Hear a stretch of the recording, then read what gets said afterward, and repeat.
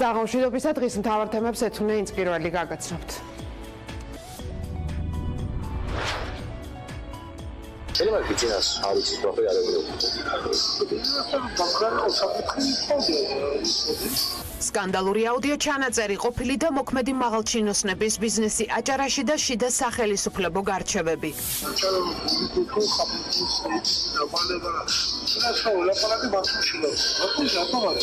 გვირიკაშვილი, ვოლსკი, პატარიძე, ერმაკოვი და ზარი ივანიშვილთან რა შეეწირა აჭარის მთავრობის თავმჯდომარის ხაბაძის თანამდებობა. მე ვერ ვაფიქსირებ ხმას ვერ ვცნობ ახლა ძალიან რთულია შეგიძლიათ შეამოწმოთ ამ თემთურება მაგის არც ექსპერტიზა რამ არც აჭარაში არც გორნიოში არც საქართველოში არანაირი კომერციული ინტერესები არ გამოჩნდა. ევროკავშირი არის უკიდურესად შეშფოთებული უკანასკნელი არჩევნებით. ეს წერილი არის უკვე ღია საჯარო გზავნილი საქართველოს ხელისუფლებისადმი. მთავრობამ ყურად უნდა იღოს, რომ საარჩევნო სისტემის საკითხზე შედგეს რეალური დიალოგი მთავრობასა და ოპოზიციას შორის. საპრეზიდენტო არჩევნები ყველაზე ცუდი არჩევნები დამოუკიდებელი საქართველოს ისტორიაში. მათ აქვთ სიფრთხილის განცდა, რომ ხელისუფლებამ პირიქით უფრო არაადეკვატური ქმედებები არ ჩაიდინოს. ახლა როგორც ჩანს მივედით უკვე იმ ეტაპზე, როდესაც ევროპარლამენტარები კონკრეტულად აფიქსირებენ პოზიციას, რომ დიახ, საარჩევნო სისტემის ცვლილება ძალაში უნდა შევიდეს 2020 წლიდან. სკანდალური წერილი ფედერიკა მოგერინის სახელზე ევროპარლამენტარები ევროკომისიას ხელისუფლებაზე ზეწოლის გაძლიერებას თხოვენ. პოლიტიკური განაცხადი, რომელიც ევროკავშირის სულისკვეთებას გამოხატავს, ძალიან კაფიოდ გამოჩნდა რეზოლუციაში, რომელიც საქართველოს ევროკავშირის ასოცირების საპარლამენტო კომიტეტმა მიიღო. სიმართლე გითხრათ, მე აქ ვერ ვხედავ სერიოზულ რაიმე თემას იმისას, რომ ეს საკითხი კიდევ უნდა წამოიწიოს დღის წესრიგში.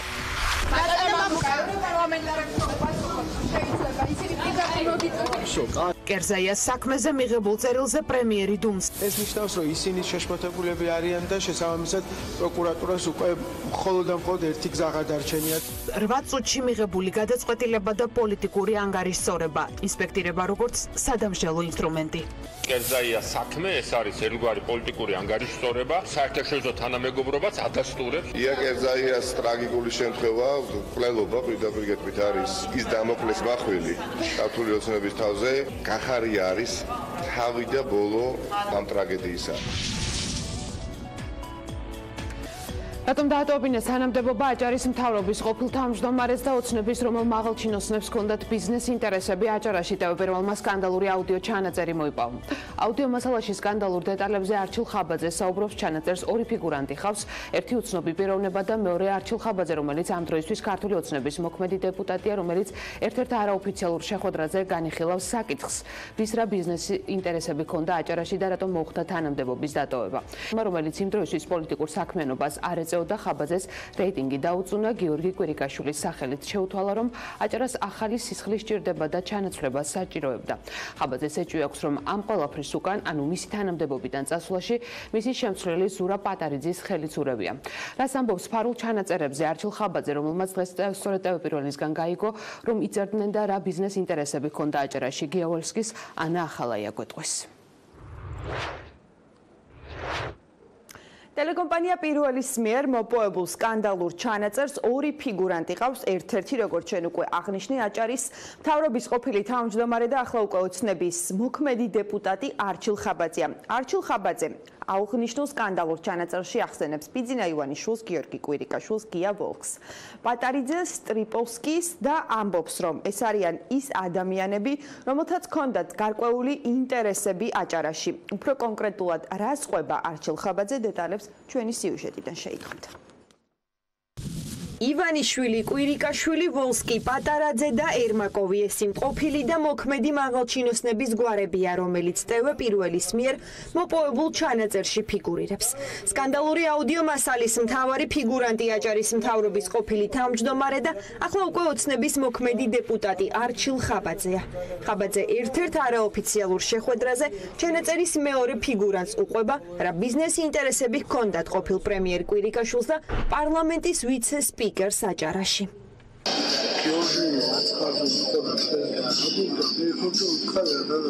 გიორგი კვირიკაშვილი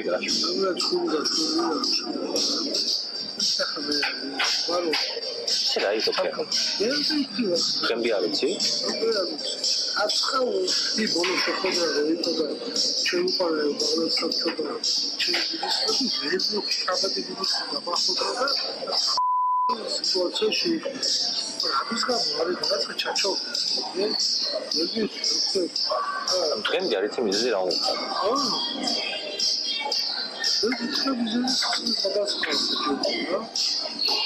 აი მე ბაქერა ჩემთან გადმოვიდა ჩემს პლანზე და და საჭირო რეგიონში რო საბახ არტიზის სკოლის დაფუძნების პოლსკის აგებრის პერდა ზუკოვსკი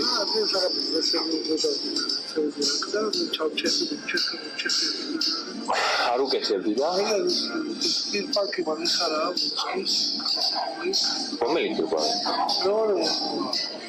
აი ბაიუსკისა მე ზუკოვსკი მაგა წავდა პოპულაცია ახლა ჩაღარები ეგარი მაგის ბენდერები და საუბრობ საკუთარ ჩაჩეხდა ამ ჩანაწერის მოპოვება არჩილ ხაბაძეს დაუკავშირდა, რომელმაც აუდიო მასალაში, რომლის არსებობის შესახებ დღეს შეიტყო, ჩანაწერის ავთენტურობა არ დაადასტურა, თუმცა დადასტურებულად გითხრა, რომ ჩანაწერში მოსაუბრე მეორე ფილმაციები მიზან მიმართულად მიაწოდა. არჩილ ხაბაძემ გიორგი ვოლსკის და გიორგი კვირიკაშვილის ბიზნეს ინტერესები კატეგორიულად უარყო. ეგრეთ წოდებული პროვოკატორების მოტყუება და ტყუილისთვის მაღალჩინოსნების გამოყენება კი, როგორც დეპუტატი განმარტავს, მათი მიზნების გარკვევას ემსახურება. მე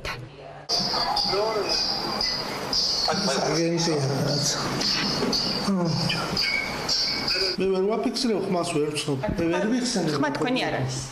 მე ვერ ვცნობ ჩემ ხმას. ჩემ წასვლის შემდეგ ძალიან ბევრი ცდილობდა იმის გარკვევას და მათ შორის იყვნენ ასე ვთქვათ პროვოკატორების მსგავსი პიროვნებები და მათი ასე ვთქვათ აქტიურობა წამოსვლის შემდეგ ჩემთან მიმართებაში მაინტერესებდა მეც რა აინტერესებდა მაგრამ ჩემი მთავარი მაშინ ახლა ზოგადად რა პოზიციაც ჰქონდა უფიქსირებდი იმას რაც მათ აინტერესებდათ კითხულობდნენ ვაფიქსირებდი იმას რომ იმ ადრესატამდე ან სხვასთან მაგრამ მისულიყო ის რაც იმათთვის იქნებოდა საინტერესო. მისად იმართულად ატყუებდით და სტარ ინფორმაციას ინფორმაციას ვაწვდიდი ტირპარკთან დაკავშირებით, რომელიც მდებარეობს გონიაში. გია ვოლსკის არ ქონია თქვენთან არავითარი კომუნიკაცია და არც ინტერესები არ ქონია ამ ტირპარკთან. არ ქონია ჩემთან კომუნიკაცია არ ქონია. ვოლსკი არაფერ შუაში არ იყო. ვოლსკის არავითარი ის არ ქონდა, დიახ. მაშინ ის მითხარით, ქართული ოცნების დაახლოებით ალბათ იმ დროისთვის 150-მდე დეპუტატი და გია ვოლსკი რითი გამოარჩიეთ, რომ აი თქვენ სტარ ინფორმაციას აწოდებთ ადამიანს და გია ვოლსკი თვითონ არ კითხულობს. თქვენ უთხართ შეიძლება არ ფიქსირდება, მაგრამ მანამდე ყოველთვის აინტერესებდათ ბატონ გიას პოზიცია ყოველთვის მეკითხებოდნენ ბატონ გიას იმაზე რა ქვია პოზიციაზე. აჭარაში ბიზნესით დაინტერესება უარყო გია ვოლსკიმაც, რომლისთვისაც გაუგებარია რა მიზნით გამოარჩია და რატომ გამოიყენა აჭარის მთავრობის ყოფილმა თავმჯდომარემ მისის სახელი. თუ რამე აქ საკითხი ხაბაძეს აუცილებელია რომ გამოვიდეს და გააკეთოს ამის შესახებ განცხადება. არც აჭარაში, არც გორნიოში, არც საქართველოში არანაირი კომერციული ინტერესები არ გამოჩნდა. მაღალჩინოსნების ბიზნეს ინტერესების გარდა ტელეპირველის მიერ მოპოვებულ აუდიო ჩანაწერში არჩილ ხაბაძე ყვებარას შეეწირა მისი თანამდებობა. როგორც ქართული ოცნების დეპუტატი ამბობს ბიძინა ივანიშვილმა, რომელიც იმ დროისთვის პოლიტიკურ საქმიანობას არ ეწეოდა, მას ბათუმში პოლიტიკური რეიტინგი დაუწუნა. ივანიშვილის გზავნილი კი ხაბაძემდე გიორგი კვირიკაშვილმა მიიტანა.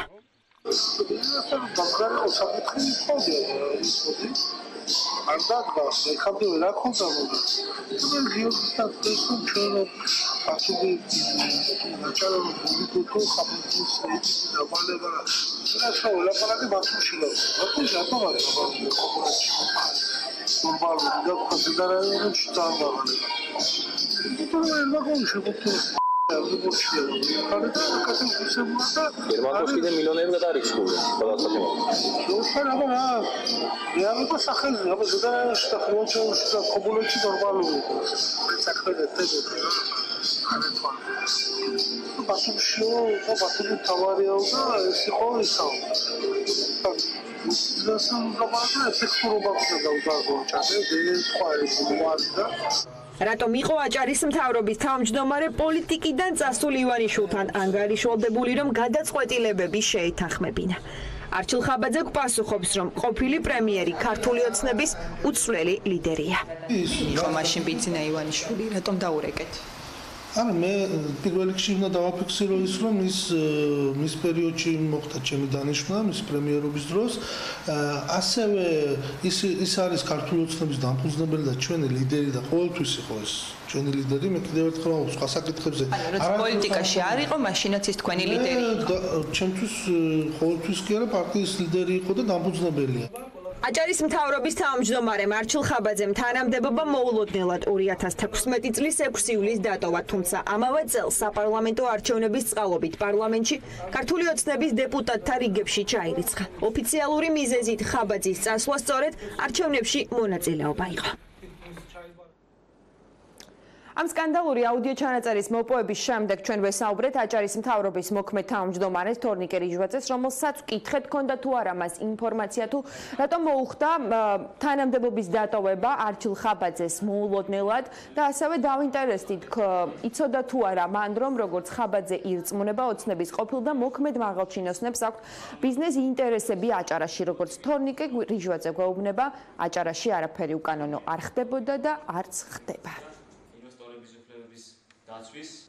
ეს ინფორმაცია და ვერსიები, რასაც თქვენ მეუბნებით, რა თქმა უნდა, მე არ ვაპირებ დეტალებში შესვლას, სმენიათ თუ არ გსმენიათ? ეს ერთი, რაც შეეხება თუ თქვენ გნებავთ გადამოწმება აღნიშნული ინფორმაციების, უმჯობესია, რომ მიმართოთ იმ ადამიანებს, რომლებიც თქვენ ახლა გააშენეთ. არც ერთი უკანონო მოთხოვნა არ სრულდება, არ არსებობს და რა თქმა უნდა, არც შანტაჟის საფუძველზე მიეცემა ვინმეს საშუალება მიიღოს პრივილეგიები.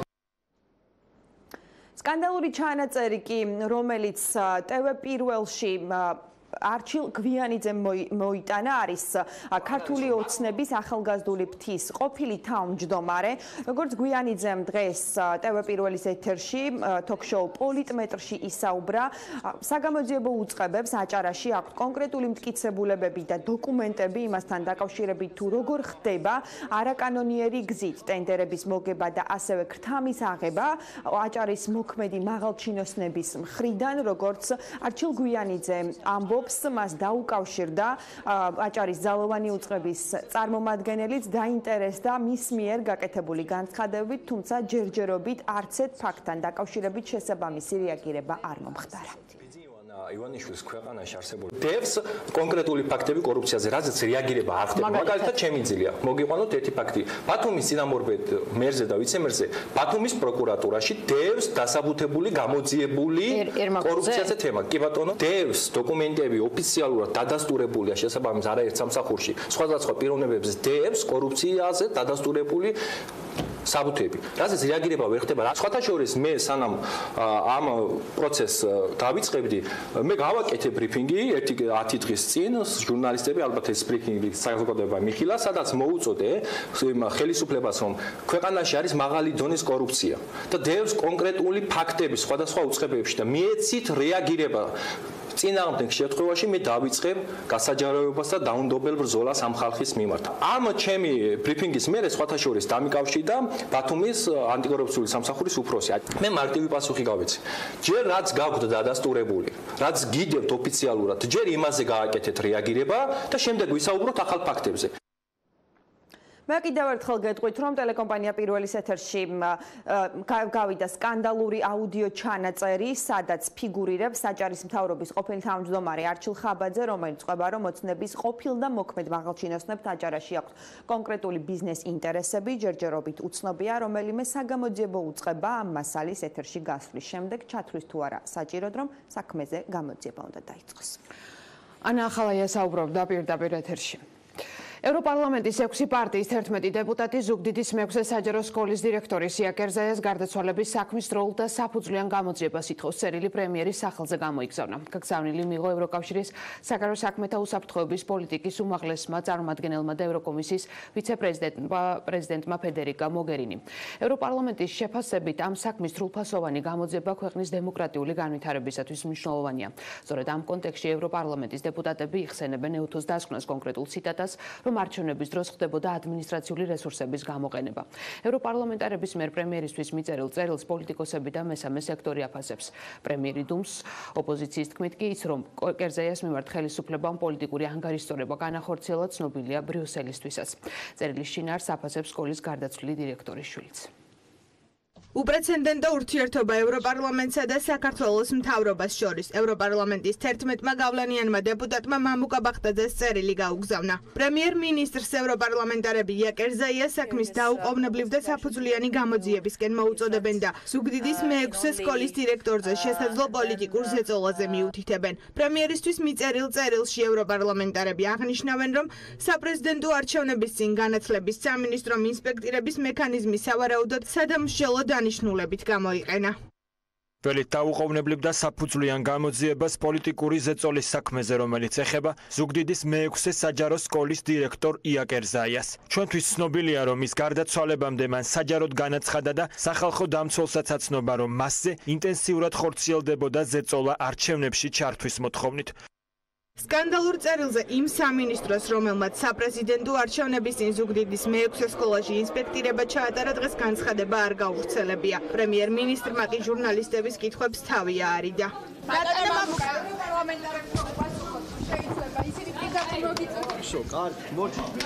ევროპარლამენტის მიერ ბახტაძის სახელზე გაგზავნილ სკანდალურ წერილს გარდაცვლილი დირექტორის შვილი მნიშვნელოვანს უწოდებს. ბაშანა შენგელია, რომელმაც დღეს პროკურატურაში საჩივარი შეიტანა და დაზარალებულად ცნობა მოითხოვა, პროკურატურას მოუწოდებს, რომ საქმის პოლიტიზირება შეწყვიტოს. შენგელია ფიქრობს, რომ თადუმაძის უწყებას საქმის გამოძიების გარდა სხვა გზა აღარ აქვს. ისინი შეშფოთებულები არიან და შესაბამისად პროკურატურას უკვე მხოლოდ და მხოლოდ ერთი გზა გადარჩენია და დაანებოს ამ საქმის პოლიტიზირებას პროკურატურამ. ეს საქმე ისედაც არის პოლიტიკური, მან თავის საქმე გააკეთოს, გამოიძიოს. განათლების მინისტრის გარდა ოპოზიცია შინაგან საქმეთა მინისტრის პასუხისმგებლობის საკითხსაც აყენებს. ოპოზიციაში ირწმუნებიან, რომ გახარიამ, რომელსაც საპრეზიდენტო არჩევნებზე ზუგდიდის კონტროლი ჰქონდა ჩაბარებული, იაკ ერზაიას დასჯის დავალება პირადად გასცა. გახარია არის თავი და ბოლო ამ ტრაგედიისა. ვერცერთი რესურს ცენტრის ხელმძღვანელი თავის თავზე ვერ აიღებდა იმას, რაც გააკეთა ზუგდიდის რესურსების ხელმძღვანელობა. რო არ ყოფილიყო ბატონი გახარიას დავალება, რომელიც კურირებას უწევდა შარშან არჩევნებს სამეგრელოში. რა თქმა უნდა, სავალალოა მდგომარეობა, როცა ასეთ ვითარებებზე მიდის საქმე იქამდე, როცა გარედან მოგვიწოდებენ. არის დამატებითი დიაგნოზი იმისი, რომ ქართული დემოკრატია არის რეალურად სერიოზული საფრთხის წინაშე. პასუხებს გაგცემთ პროკურატურა, ასეთია მმართველი გუნდის პასუხი კერზაიას საქმეზე არსებულ კითხვებზე. უმრავლესობაში ამბობენ, რომ ბახტაძის სახელზე გაგზავნილ წერილში ევროპარლამენტის პოზიტიური სურვილები იკვეთება. გამოძიება ამ საქმეზე არის დაწყებული, ის ობიექტურად ჩატარდება და პასუხს გასცემს ყველა კითხვას, რომელიც ოჯახის წევრებს თუ ოპოზიციის წარმომადგენლებს ჰქონდათ საქმესთან დაკავშირებით. პარლამენტის მხრიდან ამ საქმეს აქვს სათანადო ყურადღება. ბატონი კერზაიას საქმე არის ბოლომდე მისაყვანი გამოძიების კუთხით და ძალიან სამწუხარო არის, რომ ეს საქმე ჯერ კიდევ ვერ დასრულდა. ექსპერტები ფიქრობენ, რომ იაკ ერზაიას სკოლაში ჩატარებული ინსპექტირება პოლიტიკური ანგარიშწორება იყო. გიანოდიას თქმით, სახელმწიფომ კერზაია დასაჯა. კერზაიას საქმე ეს არის ერთგვარი პოლიტიკური ანგარიშწორება. მან დასაჯა ეს ადამიანი იმ ინსპექციით თუ შემოწმებით, რასაც შემდეგ მოყვა ეს ტრაგიკული შედეგი. ანუ აქ პოლიტიკური мотиваცია არის სრულიად ცალსახა. მესამე სექტორში კი ამბობენ, რომ კერზაიას საქმეში ერთადერთი ბრალდებული სახელმწიფოა და საგამოძიებო უწყებებმა საზოგადოებას უნდა დაუმტკიცოს, რომ პოლიტიკური ზეწოლა არ განხორციელებულა. არასამთავრობო ორგანიზაციები პროკურატურას სწრაფი და გამჭვირვალე გამოძიებისკენ მოუწოდებენ. სახელმწიფო ამ შემთხვევაში არის ბრალდებული თავად ოჯახის წევრების და საზოგადოების ნაწილის მხრიდან და მასზეა მტკიცების ტვირთი, რომ მან ყველა სამართლებრივი საშუალება გამოიყენოს იმისთვის, რომ დაგვიმტკიცოს, რომ იაკერზაიას საქმეში არ ყოფილა სახელმწიფოს და ამ შემთხვევაში მმართველი პარტიის ინტერესი. ამ საქმის სრული და ობიექტური გამოძიება და კითხვებზე დროულად პასუხისგაცემა, რა თქმა უნდა, არის გადამწყვეტი ზოგადად ამ ქვეყნის შემდგომი დემოკრატიული განვითარების ის. ანონიმი ავტორის მიერ მიღებული წერილის საფუძველზე მიხეილ ბატიაშვილის უწყებამ კერზაიას სკოლის შემოწმების საქმე 8 წუთში განიხილა. ბატიაშვილის 5 თანამშრომელმა დარღვევები სწორედ ამ დროში გამოკვეთა და ზუგდიდის მე-6 საჯარო სკოლაში ინსპექტირების სამსახური ბრძანების გაცემიდან მეორე დღესვე შევიდა. იაკერზაია, რომელიც წინასაარჩევნო ზეწოლაზე ღიად საუბრობდა, 2 დეკემბერს ინსულტის დიაგნოზით გარდაიცვალა. მის გარდაცვალებას კი წინ სწორედ ის ინსპექტირება უძღოდა, რომლის ბრძანებაც განათლების მინისტრმა უჩვეულოს ისწრაფით გასცა. ახალგაზრდა იურისტთა ასოციაციამ ინსპექტირების მოკვლევის შემდეგ აღნიშნა, რომ კერზაიას საქმეზე სისხლის სამართლის პასუხისმგებლობის საკითხი უნდა დადგეს. პროკურატურამ გამოძიება დაიწყო, თუმცა ამ გამოძიებაში არაფერია ნახსენები იაკერზაიას გარდაცვალების მიზეზზე. ყველაზე ცუდი არჩევნები დამოუკიდებელი საქართველოს ისტორიაში ევროპარლამენტარები ამორჩეულთა მასშტაბურ მოსყიდვაზე, შურისძიების შიშზე, საჯარო მოხელების დაშინების მცდელობაზე საუბრობენ და ასე 2018 წლის საპრეზიდენტო არჩევნებს აფასებენ. 11 დეპუტატი ფედერიკა მოგერინის მოუწოდებს გააძლიეროს ზეწოლა საქართველოს მთავრობაზე, რათა საარჩევნო სისტემის რეფორმაში ოპოზიციის ჩართულობა მაქსიმალურად იყოს უზრუნველყოფილი. წერილში ვკითხულობთ, რომ ადგილობრივი და საერთაშორისო ორგანიზაციები არჩევნების დროს ზეწოლა დაშინების ფაქტებზეც საუბრობენ. სწორედ ამ კონტექსტში ევროპელი დეპუტატები იაკერზაიას საქმეს იხსენებენ. ევროპელი დეპუტატები ასევე წერენ, რომ მესამე სექტორის მხრიდან მწვავე კრიტიკას იმსახურებს მმართველი გუნდის გადაწყვეტილება პროპორციულ სისტემაზე გადასვლის გადავადებასთან დაკავშირებით.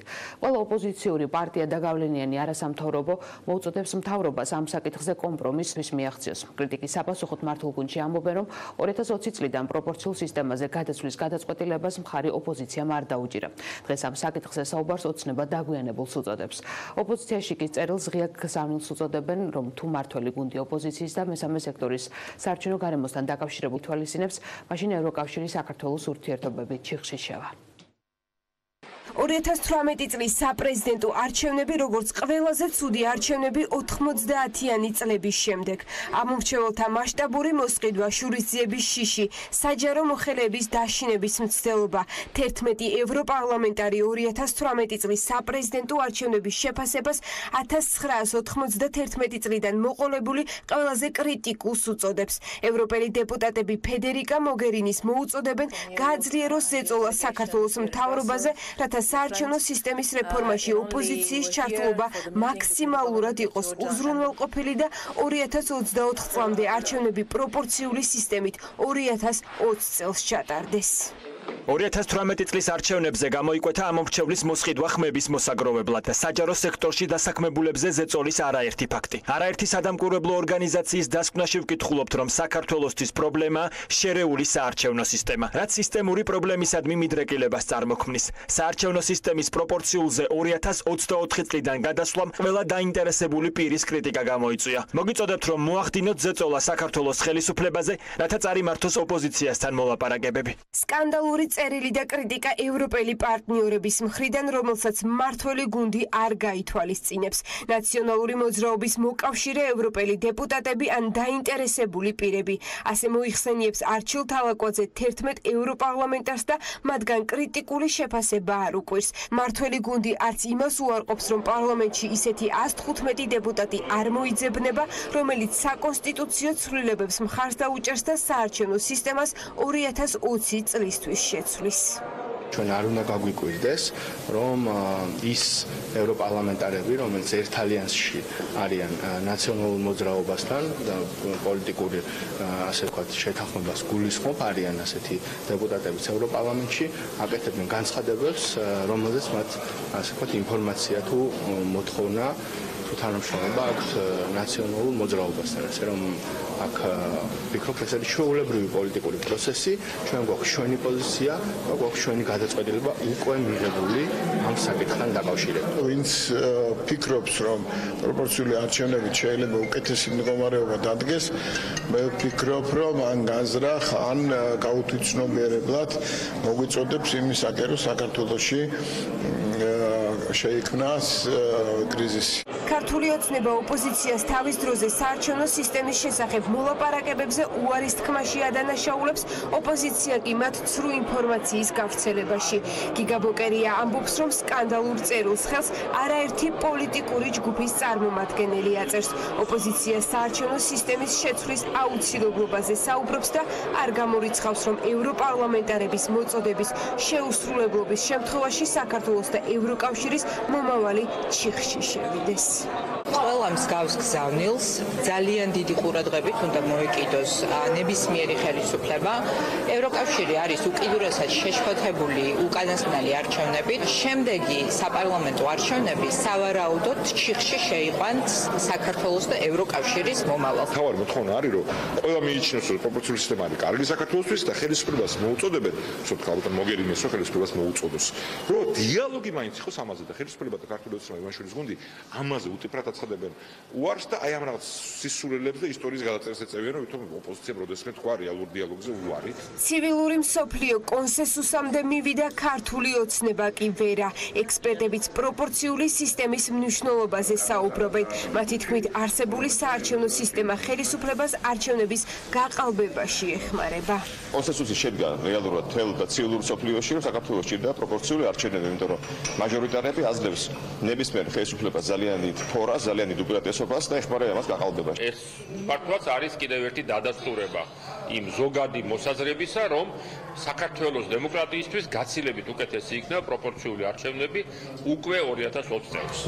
კაფიო მესიჯი ევროპარლამენტარებისგან მმართველ გუნდს, არასამთავრობო ორგანიზაციებიც ქართულ ოცნებას შენიშვნების გათვალისწინებას და თანაბარი საარჩევნო გარემოს, ანუ პროპორციულ სისტემაზე გადასვლისკენ მოუწოდებს.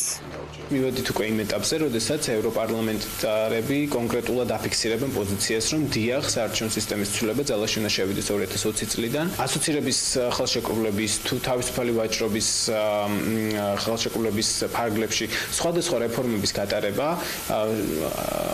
მნიშვნელოვანია, რომ ამ რეფორმებს თან ახლდეს თანასწორი საარჩევნო გარემო. შერეული საარჩევნო სისტემიდან პროპორციულზე გადასვლა მმართველმა გუნდმა 2024 წლისთვის გადადო, რამაც 20 ოპოზიციური პარტია გააერთიანა.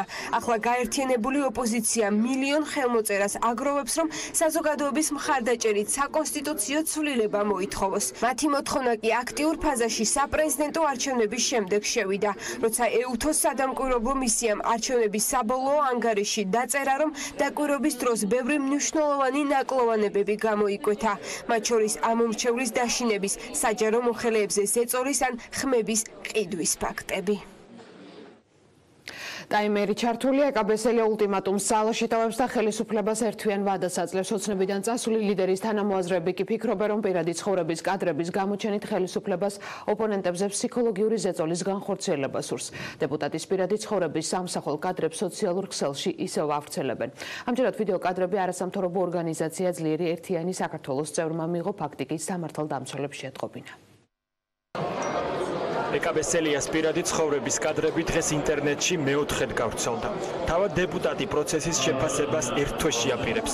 მანამდე საგამოძიებო უწყებებს ელოდება და ადგენს თუ არა შინაგან საქმეთა სამინისტრო პირველ წყაროს და გავრცელების მოტივს. თუმცა ბესელიასაგან განსხვავებით პროცესს სახელი უკვე დაარქვა გედევან ფოფხაძემ. დეპუტატი ღიად ამბობს, რომ ფარული კადრების გავრცელება პირდაპირ იმტკიცებულებაა, რომ ხელისუფლებამ ოპონენტებთან ურთიერთობის მორალურად არასწორი გზა აირჩია. ამ კადრების გამოჩენა ინტერნეტ სივრცეში არის პირდაპირი მტკიცებულება იმისი, რომ ხელისუფლება არასწორი, მორალურად არასწორი გზა აირჩია თავის ოპონენტებთან ურთიერთობის და დაპირისპირების. მიზანი მდგომარეობს იმაში, რომ მოხდეს ფსიქოლოგიური ზეწოლა მასზე, ამ შემთხვევაში პოლიტიკოსზე, რომელიც არის დაუმორჩილებელი. თავად ბესელია კვლავ მოლოდინის რეჟიმშია. ამბობს, რომ დროის გასვლასთან ერთად ამ საქმეზე მმართველი გუნდის პასუხისმგებლობა უფრო დამძიმდება. ეკაბესელიას შეფასებით კადრების გავრცელება მოქალაქეებში დაუცველობის განცდას აჩენს. ერთვიანი ვადა მაქვს მიცემული საგამოძიებო ორგანოებისთვის. მე ამ განცხადებას ტოვებ ძალაში და რაც თქვი დავალოდეთ იმ დროს ერთი თვის თავზე მე თავად გავაკეთებ შეფასებას, რასთან გვაქვს საქმე. მართველი გუნდისათვის საქმის გამოუძიებლობის მთავარი არგუმენტი დანაშაულის სპეციფიკა. ოცნებაში კიბერდანაშაულის გამოძიების სირთულეზე საუბრობენ. ნაწილს კი თემაზე საუბარი საერთოდ აღარ სურს. ბოდიში რა მართლა დამაგვიანდება. ბოდიში გაგვეციფაზე დამაგვიანდება. მიხარით ახლა ამაზე უამრავჯერ გითხარით. პოლიტიკური დაინტერესება არსებობს იმის, რომ კადრები აღარასდროს აღარ გავრცელდეს. მსგავსი დანაშაული აღარ ხდებოდეს ქვეყანაში. ეს არის მთავარი ინტერესი. დანარჩენი ხო უბრალოდ გამოძიების ტექნიკის საკითხია, რამდენად მიიყვანს თუ არ მიიყვანს და როგორ მიიყვანს ამას ბოლომდე და რამდენად შესაძლებელია ბოლომდე იქნას გამოძიებული ეს ყველა. პარლამენტის ყოფილი თავმჯდომარე ჩანაწერების საქმეს ხელყუმბარას უწოდებს, რომელიც მართულ გუნდს აუფეთქდება. დავით უსუფაშვილი ამბობს, რომ პირადი ცხოვრების უკანონო ჩანაწერები მართულ გუნდს მაშველთ გოლად ევლინება ხოლმე. უსუფაშვილის დაკვირვებით კადრები ინტერნეტში ოცნებისათვის კრიზისულ პერიოდებში ჩნდება.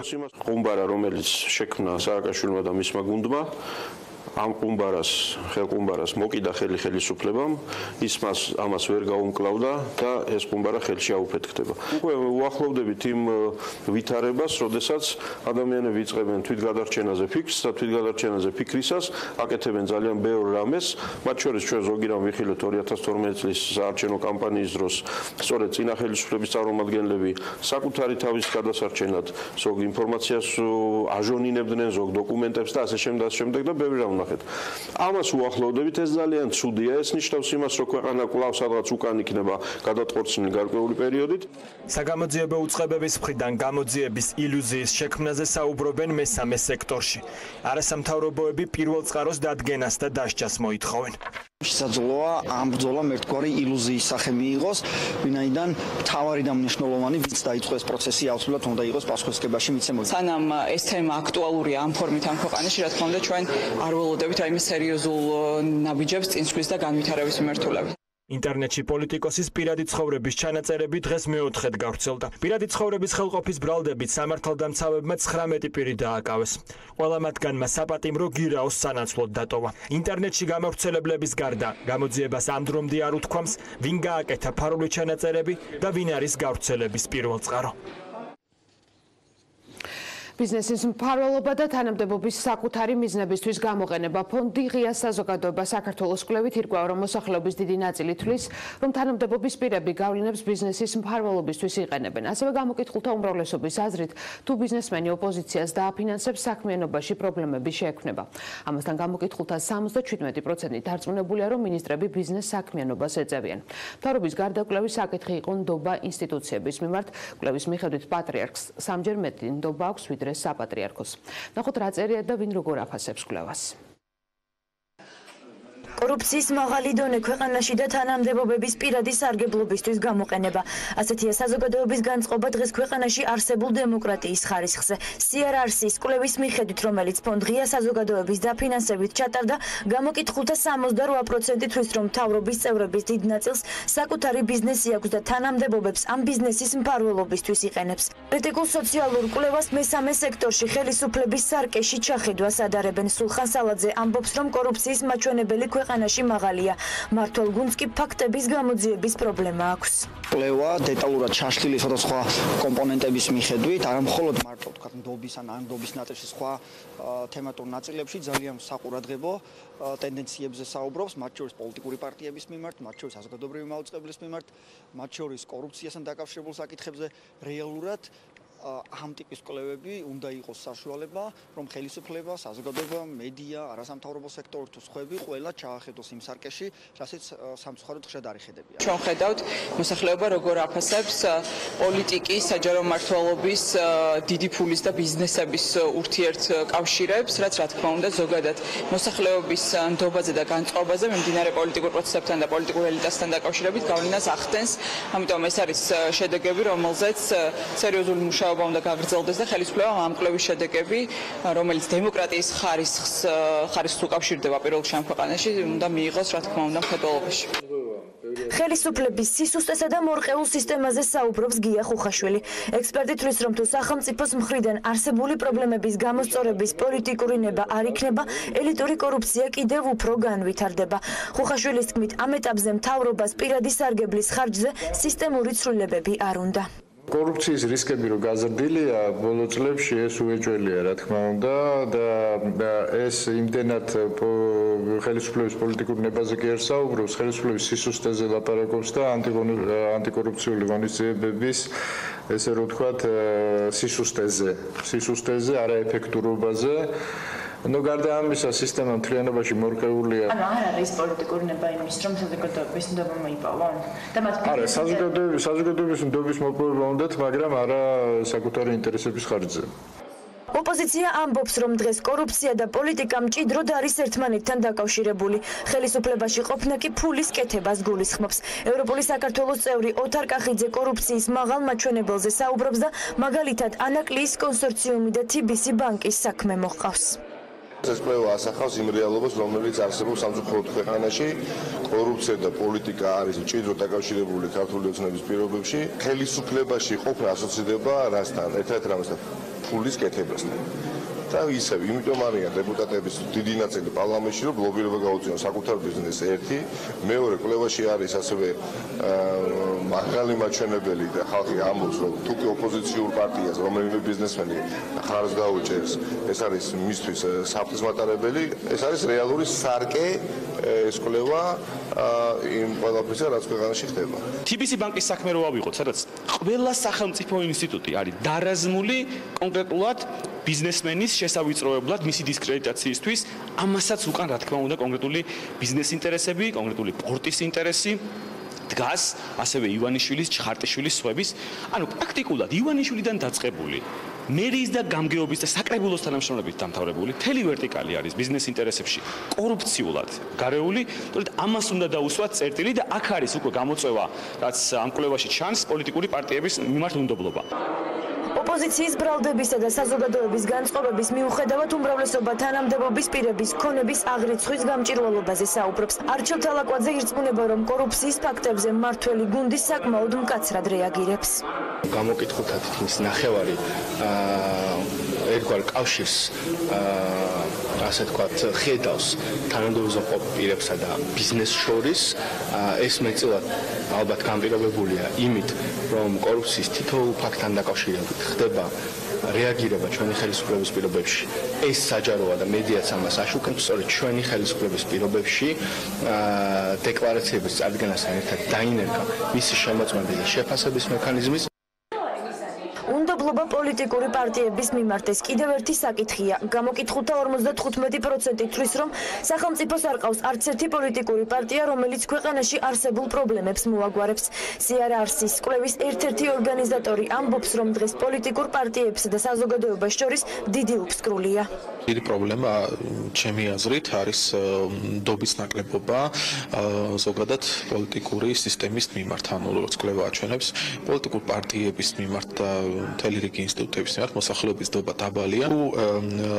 მეტი ნდობა არ გაჩნდა პოლიტიკის მიმართ, რა თქმა უნდა, ყოველთვის იქნება გარკვეული რაღაც უფსკრული პოლიტიკურ წრეებსა და ამორჩევლებს შორის. მთავრობის გარდა კვლევის საკითხი იყო ნდობა ინსტიტუციების მიმართაც. კვლევის მიხედვით პატრიარქს სამჯერ მეტი ნდობა აქვს ვიდრე საპატრიარქოს. რაც შეეხება ჯანდაცვის სისტემას, დღეს საზოგადოების მხოლოდ 9% აკმაყოფილი, ხოლო 18% კი უკმაყოფილო. გამოკითხულთა 80%-ის მოსაზრებით ქვეყანაში კარგი განათლების მისაღებად საჭიროა ძლიერი ფინანსური მდგომარეობა.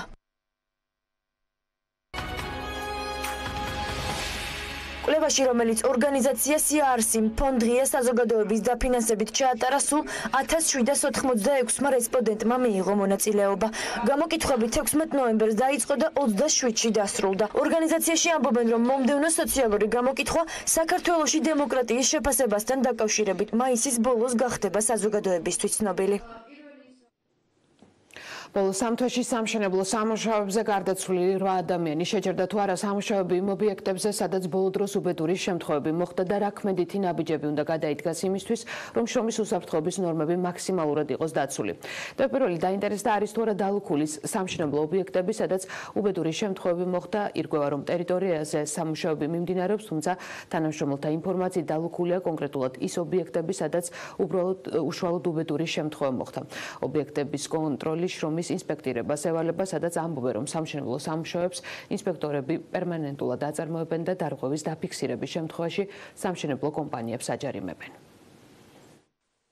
სოფელ ართანაში, სადაც სასტუმროს მშენებლობა იგეგმებოდა, დღეს სამშენებლო სამუშაოები შეჩერებულია. კედლის ჩამონგრევის შედეგად დაშავებული 4-ვე მუშაკი ამ დრომდე კლინიკაში იმყოფება. ბეტონი ჩამოთეხილა და 4 მუშა ჩაიყოლა?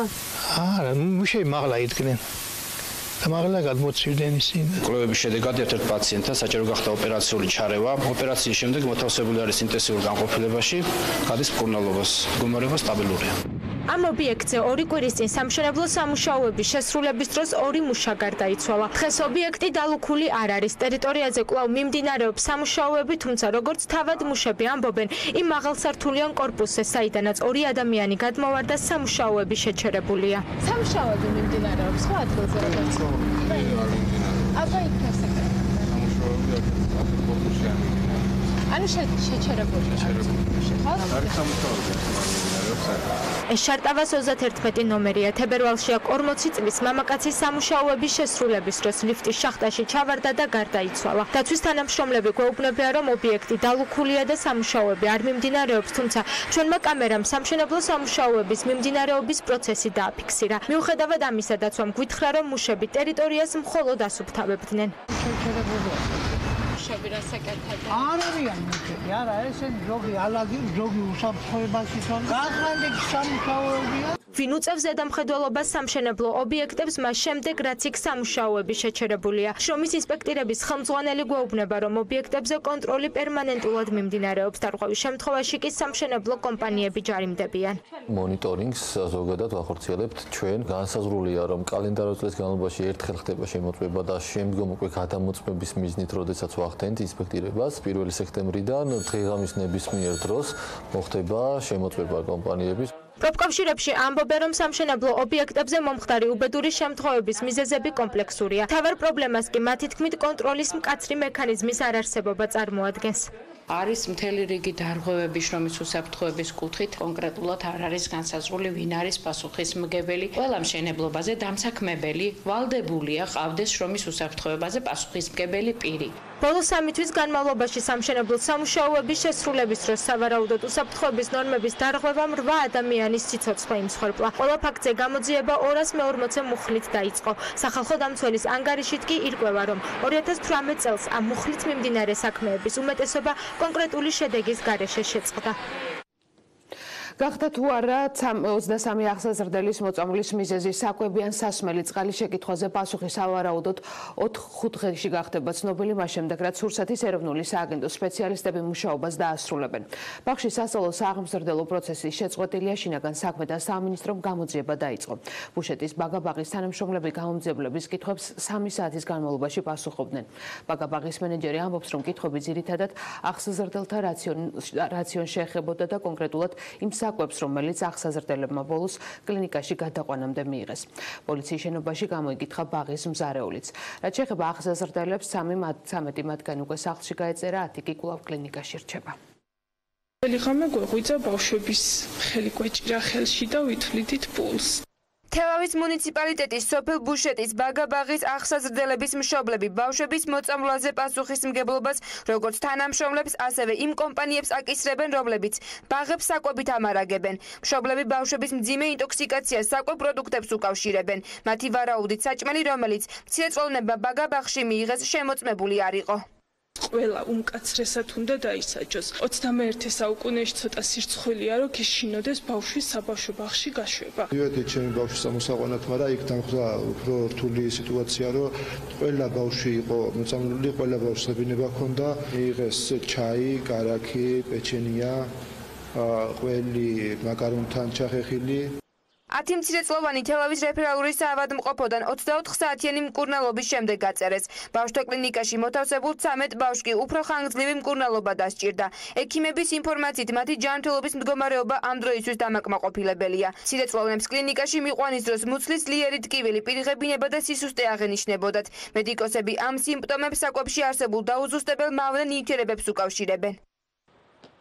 23 ბავშვის მოწამვლიდან მეორე დღეს თელავის პოლიციის განყოფილებაში გამოკითხვაზე ბაგა ბაღის თანამშრომლები დაიბარეს. ბაღის მენეჯერი მზარეული და აღგზელები გამომძიებლების შეკითხვებს 2 საათის განმავლობაში პასუხობდნენ. ბაგა ბაღის მენეჯერის თქმით, ბავშვებს შემოწმებულ და ვარგის საკვებს აწვდიან, ამიტომ ის საჭმლით მოწამვლას გამორიცხავს.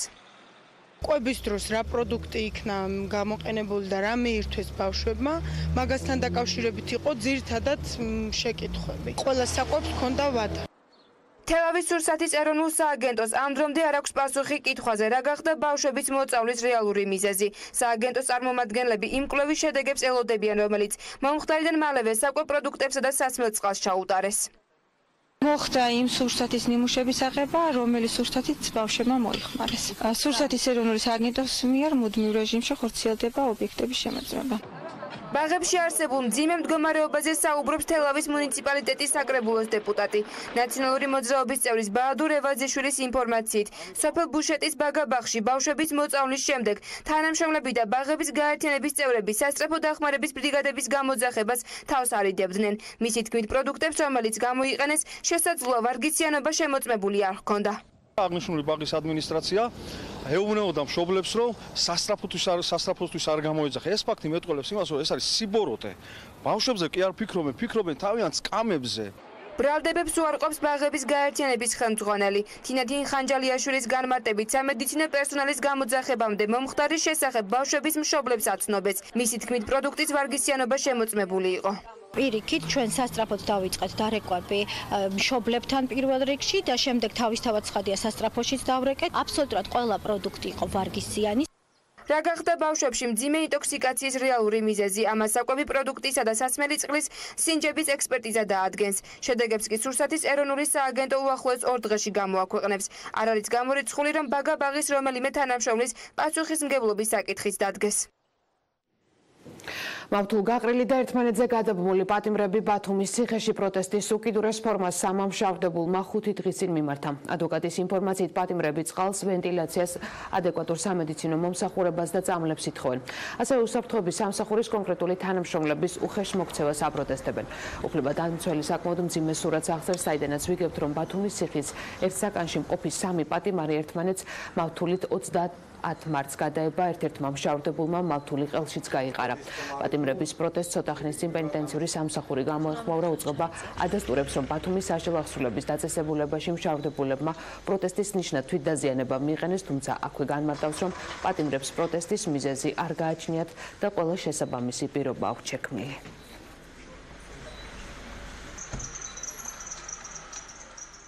ინდივიდუალური და ჯგუფური მუშაობა, შემეცნებითი და გასართობი აქტივობების საუბრები მსოფლიოსთან. ამერიკის საელჩო სოციალურად დაუცველ ახალგაზრდებს ინგლისური ენის უფასოდ დაუფლების საშუალებას აძლევს. პროგრამა ქვეყნის მასშტაბით სხვადასხვა ქალაქში ხორციელდება. სკოლისგან განსხვავებით, სწავლის პროცესი არაფორმალურია და მონაწილეებს ინგლისურის შესასწავლად უფრო მეტი დრო ეძლევათ. სასწავლო გეგმა მათ ინტერესებზეა მორგებული და ენის სწავლის გარდა ზოგადი განათლების საფუძვლებსაც ითვალისწინებს. ინგლისური ენის სწავლა ხალისით. რუსთავის სხვადასხვა სკოლის მოსწავლეები ამ სივრცეში კვირაში 3-ჯერ ერთი მთავარი მოტივით იკრიბებიან. ისწავლონ ინგლისური ენა. უცხო ენის დაუფლებაში მათ ამერიკის საელჩო ეხმარებათ. პროგრამა, რომელიც 2 წლიანია, ახალგაზრდებს საშუალებას აძლევს უცხო ენა უფასოდ შეისწავლონ. თუმცა მოსწავლეები პროგრამის სხვა მრავალ სიკეთეზე საუბრობენ. აქ სწავლის პრიორიტეტულობა მათი თქმით იმაში მდგომარეობს, რომ სკოლისგან განსხვავებით ეს პროგრამა ფორმალური პროცედურებისგან დაცლილია და მხოლოდ მათ ინტერესებზეა მორგებული. რასაც სკოლაში არ ვაკეთებთ, აქ ვაკეთებთ. სკოლაში უფრო მეტად არ ვერთობით, როგორც აქ. და უფრო მეტი სხვადასხვანაირი აქტივობა გვაქვს. ყველაფერი უფრო ერთფეროვანია.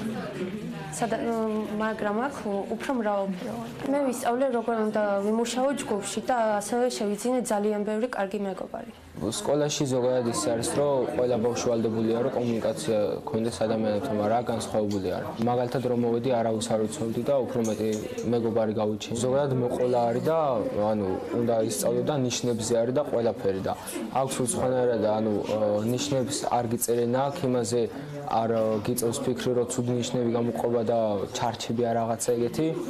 კიდე აქტივობები ის არის, რომ workbook-ებში მუშაობთ ძალიან ხშირად. თემაზეც ვლაპარაკობთ ხოლმე და ესეებსაც ვწერთ ხოლმე რა, ანუ მაგალითად რასიზმზე და ეგეთებზე და რა ვიცი, ჩემი აზრით აქ სწავლა უფრო დამეხმარება ინგლისურის სწავლაში ვიდრე სკოლა. Access პროგრამა მოსწავლეებს მსოფლიოსთან კონტაქტის დამყარების საშუალებასაც აძლევს. ისინი ინგლისურად საუბრობენ არა მხოლოდ ერთმანეთთან, არამედ სხვადასხვა ქვეყნის სკოლის მოსწავლეებთან. ონლაინ ჩართვის მეშვეობით მათ უცხოეთის ღირსშესანიშნაობებიც დაათვალიერეს და თამამად შეუძლიათ თქვან, რომ ახლა უკვე კარგად იციან უცხოური კულტურაც. ვიტყოდი რომ ინგლისურს სწავლობ მეთქი, მაგრამ მარტო ეს არის, იმიტომ რომ სკოლაში ვსწავლობთ ინგლისურს, მაგრამ როგორც აქ ისე არა, კომუნიკაციას ვსწავლობ ხალხთან, Skype ჩართვები გვაქვს და ვნახულობთ ხოლმე მუზეუმებს მაგალითად, ახლახანს ვნახეთ კანადაში თავისუფლების მუზეუმი. თვითონ იმას გიდს ვესაუბრებით, ლეპტოპი დააქვს და თანდათან გვანახებს ყველაფერს, თვითონ თვალით მიგვითითებს ხოლმე და თვითონ გვესაუბრება ყველაფერზე, რა კითხვას ყველაფერზე გვცემს. ამერიკაშიც კი ვიყავით, ანუ ვიყავით რა ის მუზეუმიც კი გვანახეს. ზოგჯერ იმასაც ველაპარაკებთ, ცნობილ ადამიანებსაც ველაპარაკებთ, მწერალსაც კი ველაპარაკებთ საზღვარგარეთიდან. ამერიკის საელჩოს მიერ დაფინანსებული პროგრამით სარგებლობის საშუალება სოციალურად დაუცველ ახალგაზრდებს ეძლევათ. მათ ინგლისური ენის სწავლებაში რამდენიმე პედაგოგი ეხმარებათ. საგაკვეთილო პროცესი უცხო ენაზე მიმდინარეობს. ჯგუფური თუ ინდივიდუალური მუშაობა, გასართობი თუ შემეცნებითი აქტივობები, დიალოგი მეცნიერებაზე, ხელოვნებასა და კულტურაზე. მასწავლებლები ამბობენ, რომ მოსწავლეებზე მორგებული სასწავლო გეგმით ახალგაზრდები უფრო მოტივირებულები არიან და უფრო მეტ ინტერესს იჩენენ. ვსაუბრობთ ძალიან ბევრს ამერიკულ და ქართულ ტრადიციებზე, მათ განსხვავებებზე, მათ მსგავსებებზე. ჩვენ ვსაუბრობთ დღესასწაულებზე, ვსაუბრობთ ადამიანებზე, ადამიანთა უფლებებზე. ძალიან ფართო სპექტრია იმ თემების, რომელსაც ჩვენ ვსწავლობთ ინგლისურად თავისთავად და ვაკეთებთ შედარებებს. უვითარდებათ მსოფლმხედველობა არეალი, ჩვენ ვსაუბრობთ მეცნიერებაზეც, ხელოვნებაზეც. თავარი მოთხოვნა ანკეტირების დროს იყო ის, რომ პროგრამაში უნდა მოხვედრილი ბავშვები, ვისაც ჰქონდა სოციალურად დაუცველების სტატუსი, ან ლტოლვილების სტატუსი, ან თვითონ სკოლამ მიცა რეკომენდაცია ოჯახური პირობებიდან გამომდინარე. აკვირდებით ბავშვების ემოციებს და დამოკიდებულებებს და ყველა დეტალში ჩანს, რომ ისინი მართლა ხალისით და ენთუზიაზმით დადიან, ხო? აი როგორც ახსენეთ, ჩვენ ვალდებულება არ აქვთ მათ რომ იარონ აქ, ხო? მაგრამ მაინც არ აცდენენ გაკვეთილებს, იმიტომ რომ უხარიათ და უნდათ აქ მოსვლა. პროგრამის სრული კურსი რუსთავში 25-მა მოზარდმა უკვე გაიარა, რომლებმაც გარდა იმისა, რომ შეისწავლეს ინგლისური ენა, ეზიარდნენ ამერიკულ კულტურასა და წერს-ჩვეულებებს, განავითარეს ლიდერის თვისებები. ორწლიანი პროგრამა გასვლით ტურებსაც გულისხმობს. კურსის დასრულების შემდეგ ახალგაზრდების ჯგუფი საზაფხულო ბანაკში მიემგზავრება. ასეთი იყო ბოლო ინფორმაცია ამ დროისთვის. მე ხვალამდე გემშვიდობებით, ნახვამდის.